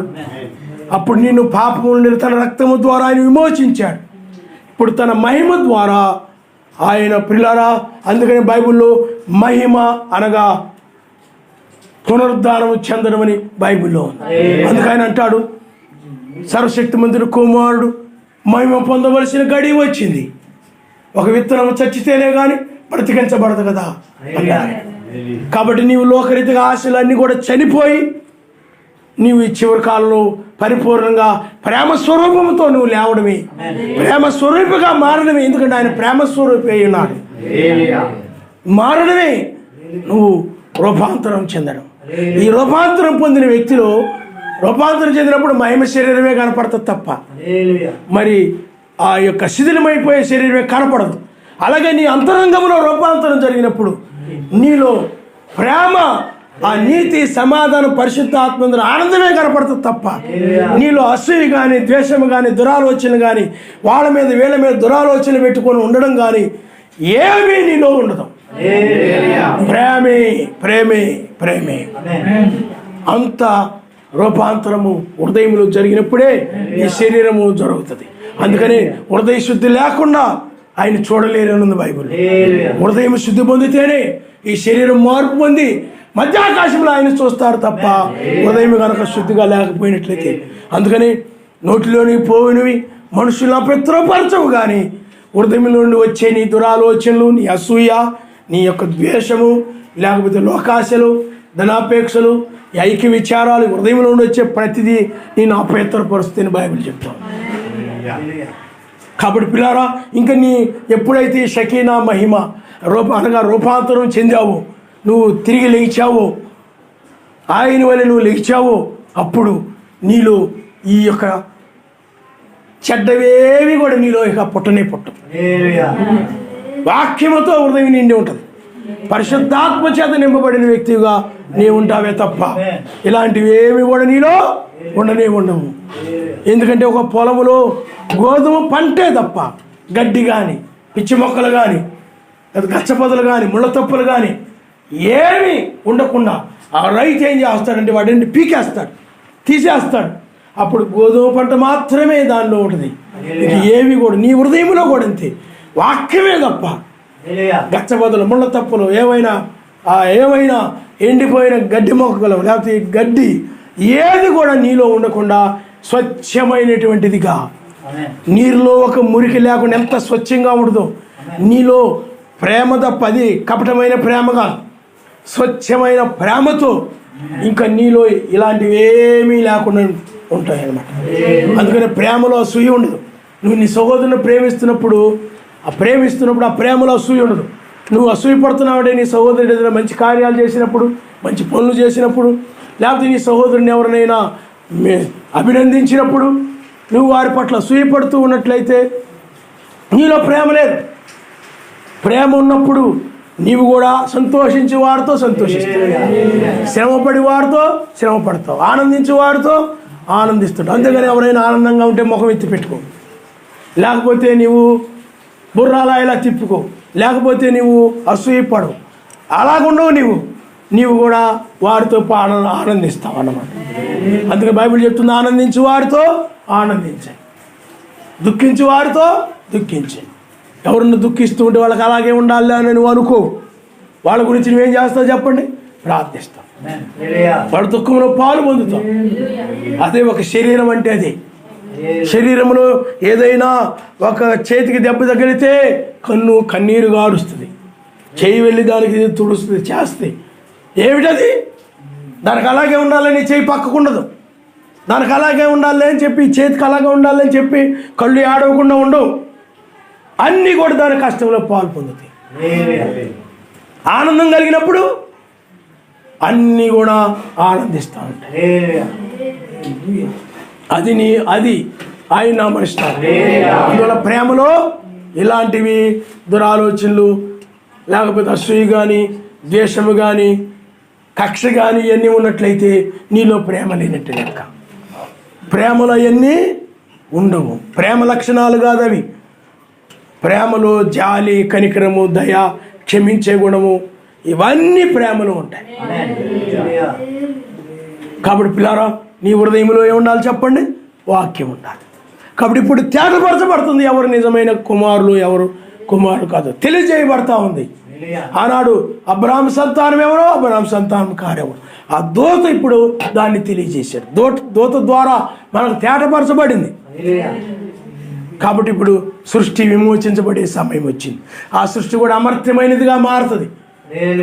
నువ్వు అమర్త్యమైన వ్యక్తిగా మారిపోతున్నావు కాబట్టి సృష్టి కూడా మారిపోతుంది. ఏదో ఆదాము పాపంలో పడిపోయినప్పుడు, మరణంలో పడిపోయినప్పుడు వాళ్ళు సృష్టి కూడా మరణంలో పడిపోయింది. ఇప్పుడు మరలా నీవు విమోచించబడడం ద్వారా, అమర్చితను పొందడం ద్వారా ప్రకృతి కూడా ఇప్పుడు అమర్చితను పొందాలని, అది కూడా అమర్చితను పొందుతుంది. అందుకని దాని కొరకే మూలుగుతూ ఉంది. నీవు కూడా మూలుగుతున్నావు. అది కూడా శిథిలమయ్యే గుడారాన్ని కలిగి ఉంది. నిత్యమైన దానికోసం అది మూలుగుతూ ఉంది. ఇప్పుడు నిత్య నివాసాన్ని పొందుకుంటున్నావు కాబట్టి అది కూడా నిత్యమైన దాన్ని పొందుకోబోతుంది ప్రకృతి కూడా. అందుకనే మహిమ గల స్వాతంత్రము ఇంకా దేని యొక్క దాసత్వములు అది ఉండకుండా అది స్వతంత్రాలుగా ఉంటుంది. నీవు కూడా పాపం యొక్క దాసత్వంలో ఉండకుండా, సాతాను యొక్క దాసత్వంలో ఉండకుండా, సాతాను సంబంధమైనటువంటి ఆ పాపుల యొక్క దాసత్వంలో ఉండి పాపమును చేస్తూ నువ్వు ఆ పాపం యొక్క దాసత్వంలో ఉండకుండా ఇప్పుడు స్వతంత్రురాలుగా, ఇంకా లోకాశ నుండి వీటన్నిటి విమోచించబడడం ద్వారా నువ్వు ఇప్పుడు స్వతంత్రురాలివి. ఇంకా నీలో లోకాశలు, ధనాపేక్షలు ఇవన్నీ ఉన్నాయనంటే వాటి యొక్క దాసత్వంలో నీవు ఉన్నట్టే, ఆగరు వలె నీవు ఉన్నట్టే, ఒక దాసి వలె నీవు ఉన్నట్టే. కాబట్టి నీవు వాటన్నిటి నుండి కూడా విమోచించబడి స్వతంత్రం అవ్వాలి. మహిమ గల స్వాతంత్రము పొందాలి. సృష్టి కూడా ఆ మరణము నుండి విమోచించబడి అది కూడా యొక్క మహిమ గల స్వాతంత్రమును ఇంకా దేని యొక్క పాపుల యొక్క ఈ దుష్టుల యొక్క దాసత్వంలో ఉండకుండా అది కూడా స్వతంత్రురాలుగా ఉంటుంది అన్నమాట. స్వతంత్రురాలుగా ఉంటుంది. అదే పైన యెరూషలేమని, అది శారా అని, అది స్వతంత్రురాలని బైబిల్ చెప్తా ఉంది. పైన యెరూషలేము స్వతంత్రముగా ఉంటుంది. దేని యొక్క దాసత్వంలోనూ అక్కడ ఉండదు. అది స్వతంత్రం. ఆగరైనట్లయితే ప్రస్తుతం ఉన్న యెరూషలేముకు సాదృశ్యం. ఈనాడు చాలామంది ఇజ్రాయెల్ దేశం వెళ్ళొచ్చాను, పవిత్ర యాత్రని, ఆ యాత్రని, ఈ యాత్రని డబ్బులు దండుకోవడానికి చాలామంది ఆ యాత్రలు టూర్లు పెట్టి తీసుకుపోతూ ఉంటారు. కానీ అక్కడ పూర్వం ఇవన్నీ ఇప్పుడు ఏమి లేవు. అక్కడ అన్నీ కూడా రోమన్ క్యాథలిక్ వాళ్ళ చేతుల్లో ఉన్నాయి. అన్నీ కూడా రకరకాల చర్చిలు, రకరకాల ఏవేవో కట్టేశారు మొత్తం కూడా. అది ఇదే అంటే గుడ్డిగా నమ్మొస్తున్నారు. అది ఎంతవరకు నిజమో తెలియదు. కాబట్టి అది ఒక ఆగరం వలె ఉంది. ఎందుకంటే అది అరబ్బుల చేత త్రొక్కబడతా ఉంది. అలాగే ఎందుకంటే కొంత భాగం పాలస్తీనాలో ఉంది కాబట్టి, అది కొంత భాగం ఇజ్రాయిల్లో ఉంది, కొంత భాగం పాలస్తీనాలో ఉంది. అందువల్ల ఆ ఇజ్రాయిల్ దేశము కొంత భాగం అరబ్బుల చేత త్రొక్కబడతా ఉంది, కొంత భాగం ఇజ్రాయిలు, అలాగే ఈ యొక్క నామకార్థ క్రైస్తవులు వీళ్ళందరి చేత త్రొక్కబడతా ఉంది. అది ప్రస్తుతం ఉందనుడు ఆగరవలే అది ఒక పాపపు దాసత్వంలో ఉంది. ఇంకా అది విమోచించబడలేదు. ఇజ్రాయిలు ఆయన జనులే, కానీ ఇంకా విమోచించబడలేదు. ఇప్పటికీ మెస్సైన వాళ్ళు నమ్మరు. కానీ మనం పైకి కొనుకోబడిన తర్వాత మోషే ఏలియాలు వస్తారు. అప్పుడు యోసేపు వలె ఆయన వస్తాడు అక్కడ వాళ్ళ దగ్గర. చూడండి ఆయన ప్రేమ ఎంత కలిగిన వాడు. వాళ్ళు ఆయన సిలువేసి, ఉమ్మేసి, కొట్టి, ముళ్ళు కిరీటం పెట్టి ఇన్ని చేసినప్పటికీ కూడా వాళ్ళ మీద ఆయనకు ప్రేమ ఉంది. వాళ్ళు విమోచించాలనే ప్రేమ కలిగి ఉన్నాడు ఆయన. వాళ్ళు రక్షించాలనే ప్రేమ కలిగి ఉన్నాడు కనుక అట్టి ప్రేమను బట్టి మరలా ఆయన యోసేపు వలె వాళ్ళ దగ్గరికి వెళ్తారు. ఎందుకనంటే వాళ్ళు అనగా యోసేపు యొక్క సోదరులు యోసేపుని ఎలాగ అమ్మేశారో అలాగే ఇజ్రాయేల్ మనకు అమ్మేశారు మెస్సీని. ఇప్పుడు మరలా మన దగ్గర నుండి వాళ్ళ దగ్గరికి వెళ్తాడు ఆయన శ్రమకాలంలో. అప్పుడు వాళ్ళు ఆయన్ని గుర్తుపడతారు. అయ్యో 2000 సంవత్సరం నాడు కలవరి శిలువలో రక్తం చిందించింది నీవా, మా పితరులు ఎరువుకు ఆ విధంగా చేశారని వాళ్ళందరూ కూడా పశ్చాత్తాపడి ఆయన రక్తము ద్వారా విమోచన కలుగుతుందని వాళ్ళు అంగీకరించి, ఆయన నామము ద్వారా విమోచన కలుగుతుందని అంగీకరించి, అపోస్తుల బోధను వాళ్ళు అంగీకరించి వాళ్ళు ఆయన చేర్చుకుంటారు. అప్పుడు వాళ్ళు విమోచించబడతారు. 1000 ఏళ్ల పాలన ఆరంభమవుతుంది. ఆయన అమరిస్తారు. అందుకని 1000 ఏళ్ల పాలన మనం దగ్గరలో ఉన్నాం. 1000 ఏళ్ల పాలనకు మనం దగ్గరలో, మన రాజ్యం రాబోతుంది. నువ్వు ఎదురు చూస్తున్న రాజ్యము, ఆ దేశము, అది నీది. ఆ రాజ్యము రాబోతా ఉంది. అందుకని మనకి కాలాలు, సంఖ్యలు అన్నీ కూడా తెలియజేయబడుతున్నాయి. అందుకని మనం సంఖ్యల ద్వారా సంఖ్యాకాలంలో మనం ఉన్నాం. ఆనాడు నోకాలంలో అది భౌతికమైనటువంటి శాస్త్రకాలం. అది అందుకనే ఓడ ఏ విధంగా కట్టాలో ఏమిటో ఆయన ఆ విధంగా భౌతిక శాస్త్ర ప్రకారంగా బయలుపరిచాడు ఆయన. ఆ తర్వాత మొదటి రాకడలో రసాయనాలు 16 లోహాలు మట్టిలో ఉంటాయి అంటారు. అలాంటి శరీరమును ఆయన కలిగి ఉన్నాడు. ఆయన అట్టి శరీరములో ఉండి మనవలే నడిచాడు, ఏడ్చాడు, తిన్నాడు, అలసిపోయాడు. మన శరీరములు మన వంటి శరీరములు ఆయన ఉన్నాడు. అందువల్ల ఆయన ఎవరో వాళ్ళు ఎరుగలేదు, ఆయన ఎవరో వాళ్ళకి తెలియలేదు. అయితే వారు సిలువ వేశారు, ఆయన్ని చంపివేశారు. కాబట్టి పిల్లారా, అప్పుడు ఆయన శరీరము రసాయనాలతో కూడినటువంటి శరీరము కలిగిన వాడుగా ఆయన ఉన్నాడు. ఆయన ఆ శరీరము ద్వారా తను బయలుపరుచుకున్నాడు, భౌతిక శాస్త్రము ద్వారా బయలుపరుచుకున్నాడు. ఇప్పుడు సంఖ్యల ద్వారా ఆయన బయలుపరుచుకుంటున్నాడు. సంఖ్యల ద్వారా, సంఖ్యల కాలంలో మనమున్నాం. అందుకనే 7 అది సర్వశక్తిమంతుని యొక్క సంఖ్య. 8 నిత్యత్వము, నూతన సృష్టి. 13 అది సాతాను సంబంధమైన ఒక స్త్రీ సంఖ్య. అది అందుకని స్త్రీ సంఘము, మెస్సయ్య లేడు అక్కడ. స్త్రీయే యెజబేలు ఎలాగో అది కూడా అంతే. అందుకని ప్రియులారా, ఆనాడు కూడా యెజబేలు, ఏలియా. నాది సత్యం అంటే నాది సత్యం, మాది అపోస్తుల బోధ మీద ఉందంటే నాది కరెక్ట్ అని యెజబేలు అంటా ఉంది. కానీ ఒక సమయం వచ్చినప్పుడు సర్వశక్తిమంతుడు తేటపరిచాడు. ఏలియా దగ్గరకు వచ్చి, ఏలియా, అతడు గిల్గాలు నుండి వెళుతూ ఉన్నాడు, ఏలియా నువ్వు బేతేలుకి వెళ్ళు.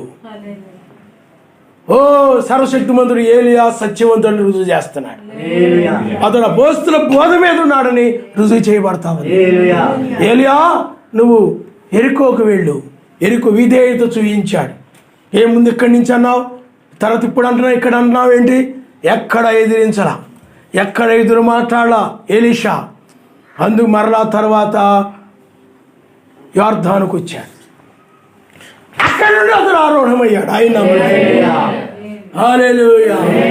ఆ తర్వాత యెజబేలు మీదకి ఎలీషా కాలంలో ఉగ్రత వచ్చేసింది. అందుకని ఏలియా వెళ్ళిపోయాడు, యెజబేలు ఉగ్రతలో పడిపోయింది. ఇప్పుడు కూడా ఏలి ఆత్మ, తుయతీర సంఘ కాలంలో ఏలి ఆత్మ కలిగిన వారు ఉన్నారు. అందుకే మెస్సయ్య క్రియలు కలిగిన వారు ఏలి ఆత్మ కలిగిన వారు. యెజబేలు కూడా ఉంది తుయతీర సంఘ కాలంలో.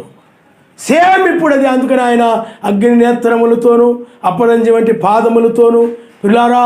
అందుకని 1988లో బంగారముతో ఆయన, 1993లో అగ్నితోనూ ప్రత్యక్షపరచుకున్నాడు. ఇప్పుడు న్యాయాధిపతిగా ఆయన వాక్యం ఉన్నది. వాక్యమే, అందుకని ఆయన వాక్యం ద్వారా తీర్పు తీరుస్తాడని బైబిల్ చెప్తా ఉంది. ఇప్పుడు యెజబేలు ఎవరు, ఏలి ఆత్మ కలిగిన వారు ఎవరు? అందుకని మెస్సయ్య కలిగిన వారికి వేకు చుక్కనిచ్చిదని అంటున్నాడు. వేకు చుక్క అనగా ఆయన రాజ్యమే. ఆయన రాజ్యాన్ని ఇస్తూ ఉన్నాడు. యెజబేలుకి శ్రమ, వేదన. ఇప్పుడు కూడా 2 రకాలైనటువంటి వాళ్ళు ఉన్నారు. ఇప్పుడు వేకు చుక్కని నీవు పొందుకున్నావు. మేము వేకు చుక్క అనగా మెస్సయ్యని నువ్వు పొందుకుంటున్నావు, ఆయన రాకడని నీవు పొందుకుంటున్నావు. కాబట్టి పిల్లారా, ఇప్పుడు దినములో వేకు నక్షత్రము ద్వారా మెస్సయ్య క్రియలు కలిగిన వారు ఎవరు, యెజబేలు ఎవరు తేటపరచబడతాము. మనం ముగింపులో మనం ఉన్నాం. ఏదైనా నిలబడితే ఇప్పుడు ఆయన కోసం నిలబడే సమయం ఇది. నాకు ఇంకా లోకములు అది ఉంది ఇది ఉందని ఆయన కనుక నువ్వు నిర్లక్ష్యం చేసినట్లయితే, ఆయన ఒక్క వాక్యాన్ని కనుక నువ్వు నిర్లక్ష్యం చేసినట్లయితే, ఆయన మాటను నిర్లక్ష్యం చేసినట్లయితే నువ్వు విడిచిపెట్టబడతావు. అందుకనే కాలానికి తగిన విధంగా నువ్వు నడవాలి. కాలానికి తగిన విధంగా. ఆ కాలం ఏమిటంటే సువార్తలో ప్రపంచాన్ని ప్రకటించే కాలం. ఆ సమయం అయిపోయినప్పుడు నోహు సువార్త ప్రకటించడం మానివేసి ఓడలోకి వెళ్ళిపోయాడు. ఏలియా సువార్త ప్రకటించాడు. ఏలియా ఆ సమయము అయిపోయినప్పుడు ఏలియా తను ఆరోహణమవుడు కోసమై అతడు ప్రయాణం చేశాడు. నీవు కూడా ఇప్పుడు ఏలియావలే 3లో మనం ఉన్నాం. ఆయన గమనిస్తాం, 3లోనే మనము ఆరోహణం అవుతాం. అందుకనే మొదట అక్కడ అభివృద్ధి చెందలేదు. 2 ఇస్సాకును మనం చూస్తే మొదట ఒక బావిని తవ్వాడు, అక్కడ అభివృద్ధి చెందలేదు. అది మాదే అన్నప్పుడు అక్కడి నుండి బయటకు వచ్చాడు. మరలా 2వ బావి దగ్గరకు వచ్చాడు, అక్కడ త్రవ్వాడు. ఇది మాది అన్నప్పుడు మరలా దాన్ని విడిచిపెట్టి వచ్చాడు. మూడవ దగ్గరికి వచ్చినప్పుడు ఇక్కడ వారు రాలేదు కాబట్టి ఆయన అభివృద్ధి చేయనని అక్కడ ఆ యొక్క ఇస్సాకు అభిప్రాయపడ్డాడు. ఆయన మనస్తాడు. ఇక్కడే ఇప్పుడు మనము కూడా అభివృద్ధి చెందే కాలంలో మనం ఉన్నాం, ఎత్తబడే కాలంలో మనం ఉన్నాం. అక్కడ ఉన్న అతడు బెరాకుకు వెళ్ళాడు. అతడు అక్కడ సర్వశక్తిమంతుడు ప్రత్యక్షమయ్యాడు. మనము కూడా మధ్య ఆకాశంలో కలుసుకోబోతున్నాం. 3 తర్వాత ఆయన ప్రత్యక్షమయ్యాడు. మనము కూడా ఆయన్ని మధ్య ఆకాశంలో మనము కలుసుకోబోతున్నాం. ఛాయలన్నీ కూడా సరిపోతున్నాయి. కాబట్టి ఇప్పుడు పరిపూర్ణంగా వాక్యాన్ని నమ్మే కాలం ఇది. వాక్యమును బట్టి నమ్మే కాలం ఇది. అద్భుతాలను బట్టి, సూచక్రియలను బట్టి, మహత్కార్యాలను బట్టి, ఏదో అతీతమైన మేఘాలను బట్టి ఇది నిజమైన వర్తమానం అని నమ్మే కాలము కాదు, కానీ బయలుపాటు, వాక్య బయలుపాటును నమ్మేటువంటి కాలం ఇది. ఆయన హల్లెలూయా. అబ్రహాము బ్రహ్మం గారి కాలంలో అద్భుతాలను బట్టి నమ్మిన వారు ఉన్నారు, ఉదయ రహస్యాలు బయలుపరచడం ద్వారా నమ్మిన వారు ఉన్నారు, స్వస్థతను బట్టి నమ్మిన వారు ఉన్నారు. బయలుపాటు కలిగినప్పుడు, వాక్య బయలుపాటు కలిగినప్పుడు అనేక మంది ఆయన వదిలిపెట్టి వెళ్ళిపోయారు. వాళ్ళకి అర్థం కాక మెసేజ్ జీవితంలో కూడా స్వస్థతలు ఉన్నాయి, అలాగే ఆయన జీవితంలో అద్భుతాలు ఉన్నాయి, ఆయన అనగా 3 ఇడుపులు ఉన్నాయి, స్వస్థతలు ఉన్నాయి, హృదయ రహస్యాలు బయలుపరచడం ఉంది. 3వ ఇడుపు వాక్య బయలుపాటు. ఆ వాక్య బయలుపాటులో నా శరీరము తిని నా రక్తము త్రాగితేనే అన్నప్పుడు అది వాళ్ళకి అర్థము కాక 70 మంది ఆ బయలుపాటుని త్రోసివేశారు. ఇప్పుడు కూడా మనము వాక్య బయలుపాటు కాలంలో మనం ఉన్నాం. ఆయన మనసు. అందుకనే 7వ ముద్ర అది వాక్య బయలుపాటు అని చెప్పాడు బ్రహ్మం గారు. 3వ విడుపు అని చెప్పాడు. ఈ 3వ విడుపులో నిజమైన సంతానం ఎవరు, నిజమైన సంతానం కాని వారు ఎవరో తేటపరచబడతాం. అద్భుతములను బట్టి నమ్మడం కాదు, చాలామంది నమ్ముతారు. అది సూచక్రియలను బట్టి నమ్మడం కాదు, చాలామంది నమ్ముతారు. అలాంటివి చూసి చాలామంది మోసపోతున్నారు. ఇప్పుడు చాలామంది చాలా చర్చీలో, పెద్ద పెద్ద చర్చీలో, మా చర్చిలో 8 మంది బతికారు, 10 మంది బతికారు, లేకపోతే ఇలా రోగులు స్వస్థపరచబడ్డారు, నేను ఇలా ఫోన్ చేయగా ఆడు బాగుపడ్డాడు, ఇది బాగుపడ్డాడు. మా చర్చిలో వాళ్ళందరూ ఇలాంటి వాళ్ళే రేపు విడిచిపెట్టబడి నీ నామాన అద్భుతాలు చేయలేదా, నీ నామాన మహత్కార్యాలు చేయలేదా, నీ నామను ప్రార్థించగా 8 మంది బ్రతకలేదా, నీ నామను ప్రార్థన చేయగా 10 మంది బ్రతకలేదా అంటారు. కానీ అక్రమం చేయవాళ్ళరా మీరెవరో నాకు తెలియదు అంటాడు. వాళ్ళకి వాక్య బయలుపాటు లేదు, వాళ్ళకి మర్మముల యొక్క బయలుపాటు లేదు, 2వ రాకడ యొక్క మర్మము బయలుపాటు లేదు వాళ్ళకి. 7 సంఘకాలాల్లో 7 సంఘకాలాలు, 7 యొక్క ముద్రలు ఇవన్నీ మర్మంగా ఉంచబడ్డాయి. కానీ 7వ దూత వచ్చినప్పుడు మర్మములు తెలియజేయబడతాయి అన్నది బైబిల్. కనుక 7వ దూత వచ్చినప్పుడు మర్మములు తెలియజేయబడ్డాయి. కానీ 7వ ముద్ర దగ్గరకు వచ్చేటప్పటికి ఆయన ఆపు చేశాడు. బ్రహ్మం గారితో నువ్వు ఆగుము, దీని గురించి నువ్వు చెప్పొద్దు, నువ్వు ముందుకు వెళ్ళొద్దు, ఇక దీన్ని ఎక్కువగా విశదీకరించొద్దు అని చెప్పాడు. ఆయన చెప్పడానికి ప్రయత్నం చేస్తే చెప్పొద్దు. ఎందుకనంటే ఆయన సమయంలోనే బయలుపరచబడాలి తప్ప ముందుగా బయలుపరచబడేది కాదని చెప్పాడు. కాబట్టి కొంతమంది ఉదయ సంఘాల్లో కొంతమంది 7వ ముద్ర 1963లో నింపబడిందని చెప్తున్నారు. అది తప్పుడు బోధ. 1963లో నింపబడితే మరి బ్రహ్మం గారు అప్పుడే ఆ యొక్క 7వ ముద్రలో ఆ దినము జాము గడి ఎవరు తెలియదు నీతి చెప్తాడు.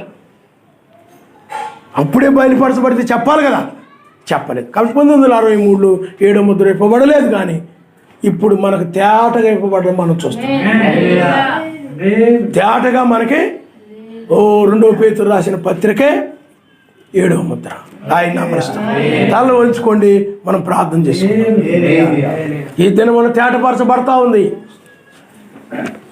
ఏది అపోస్తల పునాది మీద ఉందో, ఏది అపోస్తల పునాది మీద లేదు. సర్వశక్తిమంతుడు కుమారు ప్రత్యక్షత ఇప్పుడు పూర్తిగా జరుగుతూ ఉంది. ఎవరు సర్వశక్తిమంతుడు కుమారులు, ఎవరు సర్వశక్తిమంతుడు కుమారులు కాదు. ఎవరు పై కొనుకోబడేవారు, ఎవరు విడిచిపెట్టబడేవారు, ఎవరు మహిమ శరీరం పొందుతారు, ఎవరు మహిమ శరీరం పొందరు. వేకు నక్షత్రము ద్వారా తేటపరచబడతా ఉంది. వేకు నక్షత్రమును అంగీకరించిన వారు, హృదయంలో చేర్చుకున్న వారు సర్వశక్తిమంతుల కుమారులని తేటపరచబడతా ఉన్నారు. దాన్ని తిరస్కరించిన వారు ఉగ్రతలో ఉన్నారు. నరుని కోపము నీతిని నెరవేర్చదు. ఆనాడు పరిసయ్యులు, సద్దూకయ్యులు, ప్రధాన యాజకులు తమ కోపం వలన సత్క్రియలు కనబరచలేకపోయారు. తలరాయి వచ్చి ఎవరు సర్వశక్తి మందులు కుమారులు, ఎవరు సర్వశక్తి మందులు కుమారులు కారు చాటపరచుట. ఇప్పుడు ఈ సమయంలో ఆదాము వల్ల పోగొట్టుకునే సమస్తాన్ని నువ్వు తిరిగి పొందుకుంటున్నావు సుమా. ఆదాము వల్ల పోగొట్టుకున్న ఆ మహిమ శరీరాన్ని, ఆ మహిమ గల రాజ్యాన్ని తిరిగి ఇప్పుడు నీవు పొందుకుంటున్నావని గ్రహించాలి. ఆదాము అవిధేయత వల్ల పోగొట్టుకున్నాడు దాన్ని, నీవు విధేయత ద్వారా వీటన్నిటిని నువ్వు పొందుకుంటున్నావు. నువ్వు ఎప్పుడైతే మెస్సీని ప్రేమిస్తున్నావో అప్పుడు నీవు ఆయన వాక్యానికి విధేయత చూపిస్తావు, లోబడతావు, మాటకు లోబడతావు. మాట వినని వ్యక్తివిగా, లోబడని వ్యక్తివిగా, నీ ఇష్ట ప్రకారం నడిచే వ్యక్తివిగా నీ ఉండవు. కానీ నీ ఇష్టమైన నిర్ణయాలు తీసుకొని, నీ ఇష్టమైన అభిప్రాయాలతో, నీ ఇష్టమైన ఆలోచనలతో నువ్వు జీవించవు. కానీ ఆయన ఇష్ట ప్రకారంగా నువ్వు నడవడం జరుగుతుంది. నన్ను ప్రేమించిన నా మాటలు గైగొనమని మెస్సయ్యా పలికెను. నన్ను ప్రేమించిన నా మాటలు గైగొనమని మెస్సయ్యా పలికెను. నా వాక్యమందు నిలచిన వారే నా శిష్యులని తెలిపేను. నా వాక్యమందు నిలచిన వారే నా శిష్యులని తెలిపేను. నా శిష్యులని తెలిపేను. ప్రేమించుచున్నావా? ఏది నీలో ప్రేమ? ప్రేమించుచున్నావా? ఏది నీలో త్యాగం? పిల్లరా ఆలోచన చేయండి. ఓ జాన్సన్ గారి సంఘములు ఇప్పుడు పిల్లారా 8:13 ఉండడం మనం చూస్తున్నాం. ఇటు వేకు నక్షత్ర వర్తమానం, అటు స్త్రీ బోధ రెండు ఉండడం అయా మేము చూస్తున్నాము నాయన. హల్లెలూయా, హల్లెలూయా, హల్లెలూయా, హల్లెలూయా, హల్లెలూయా, హల్లెలూయా, హల్లెలూయా. ఇప్పుడు ప్రపంచంలో రెండు బోధలు ఉన్నాయి. ఒకటి వేకు నక్షత్రము యొక్క బోధ, రెండవది స్త్రీ బోధ. అది అమెరికా బోధ. అమెరికా స్త్రీ వలె అధికారం చేస్తూ ఉపదేశిస్తూ, అమెరికా స్త్రీ తలబిరుసు కలిగినటువంటి స్త్రీ, గర్వము కలిగినటువంటి స్త్రీ, లోబడే లక్షణాలు లేనటువంటి స్త్రీ, వాక్యానికి లోబడదు. సర్వశక్తి మంతుడంటే భయం లేదు. విచ్చలవిడి దేశం అది. వాళ్ళకి నచ్చిన బట్టలు వేసుకుంటారు, నచ్చిన విధంగా జుట్లు కత్తిరించుకుంటారు, నచ్చిన విధంగా పాపాలు చేస్తారు, నచ్చిన విధంగా జీవిస్తారు. వాక్య భయం లేదు, సర్వశక్తి మంతుడు భయం లేదు. చాలా భయంకరమైన దేశం. అలాంటి ఆత్మ ఈనాడు సంఘాల్లోకి వచ్చింది. ఒకటి స్త్రీ బోధ, రెండవది వేకు నక్షత్రం బోధ, మెస్స యొక్క ప్రధాన దూత యొక్క వర్తమానం. నాయన స్తోత్రములు, నాయన స్తోత్రములు. నాయన బిడ్డలు మీరు జ్ఞాపకం చేసుకోండి నాయన, నా తండ్రి. హల్లెలూయా, హల్లెలూయా, హల్లెలూయా. విడిచిపెట్టబడకూడదు నాయన. ఓ నీకే వందనాలు, వందనాలు, వందనాలు, వందనాలు, వందనాలు. ప్రతి బిడ్డను పేరు పేరు మీరు జ్ఞాపకం చేసుకోండి నాయన. ప్రతి బిడ్డతో మీరు పేరు పేరు మాట్లాడండి మా తండ్రి. హల్లెలూయా, హల్లెలూయా, హల్లెలూయా. 3లో నుండి ఏలియా ఆరోహణమైన రీతిగా నా తండ్రి, 3లో నాయన ఇస్సాకు నాయన అభివృద్ధి చెందాడని, అభివృద్ధి చెందిందని అనుకొని దానికి ఎడము అని పేరు పెట్టాడు నాయన. ఈనాడు కూడా నీ బిడ్డలు ఆత్మీయంగా అభివృద్ధి చెందడానికి సహాయం చేయండి. నీ రాజ్యముగా మారడానికి కృప చూపండి నాయన. హల్లెలూయా, హల్లెలూయా, హల్లెలూయా, హల్లెలూయా. నాయన ప్రతి బిడ్డను పేరు పేరు మీరు జ్ఞాపకం చేసుకోండి నాయన. ప్రతి బిడ్డతో మీరు మాట్లాడు. మీరే ఘనత, మహిమ, ప్రభావం పొందుకోమని యాశ్వమేశ్వరాన్ని మిక్కిలిగా బ్రతిలాడు చదువుచున్నాము. ఆమేన్.